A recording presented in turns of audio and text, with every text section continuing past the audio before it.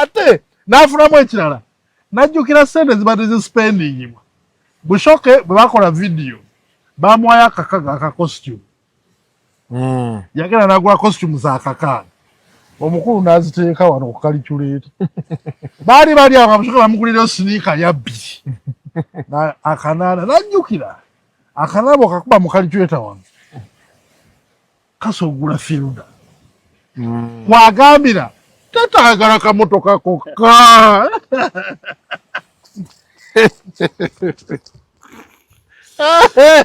naye mukasa baŋŋambako nti actually gundi yakyogera ne ku mpewo sendi maama afuna weekly allowance kituufu ennaku ezo baali bafuna nti afuna weekly allowance teta n'afuna Kabiri n'afuna ne Manizo n'afuna ne mutabani yali afuna n'omutabani naye simanyi oba kyasigala bwe kiti kirabika kizoba wakati ono yagenda mu ddwaliro ne bamutreatinga ndoza expenses ezimu kubanga tezikyalinga bwe zaali era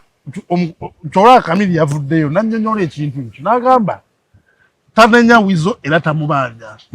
omulimu gwagukoze ate ne wizo alina point yayogedde girabe nga ntuufu abaana be Christmas teyali nabo teyakola yakoma balabala sitiya kwa ndoza misinga family ye naye ndoza communication yabadde eyetabadde ntuufu yadda ino tula n'abali concern abaganda nja kuddayo ku kampulira ni homesick mu kifo ky'okuyita mu drunken talk eno era omukyala yadde issue yadde nti ye tannamugaanako tolina kuva wa kade bakyusiza ebigambo bw'amugaanya okuvaayo amutabukidde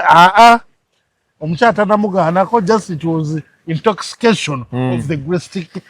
akayimbo kamanyi intoxication of the greatest kind kagenda katya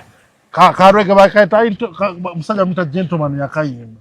bona okawuliriza abayogera ku mbeera ng'eyo intoxication of the greatest kind ekuleetera okwogera ebintu byotandiyogedde ate bwe gumala okutereera ate n'okola ki nobyaki era nga nkwagala nnyo maama